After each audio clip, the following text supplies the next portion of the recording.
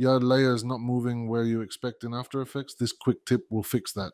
In this video, you'll learn how to move layers correctly using drag, menus, and keyboard shortcuts. First, let's create a new composition. We'll name it main, set the size to 1920 by 1080, the frame rate to 30 frames per second, and the duration to 30 seconds. Next, go to the project panel and press Ctrl plus I to import your files.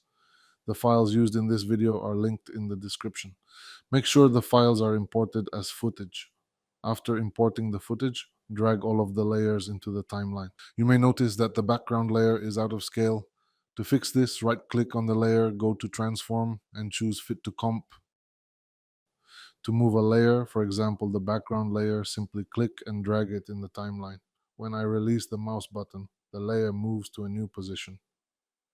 Move layers using the menu. Another way is to go to Layer, Arrange.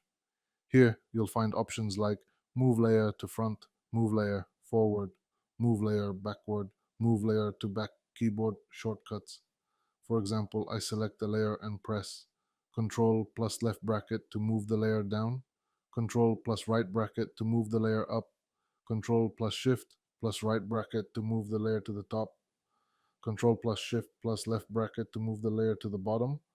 Move multiple layers. We can also move multiple layers at the same time. I select one layer, then shift click to select multiple layers and use the same shortcuts. For example, Ctrl plus left bracket moves all selected layers downward together. If you're new to After Effects, watch After Effects Basics tutorial for beginners to learn the fundamentals step by step. In that tutorial, you'll learn composition settings, keyframes, and common beginner mistakes to avoid.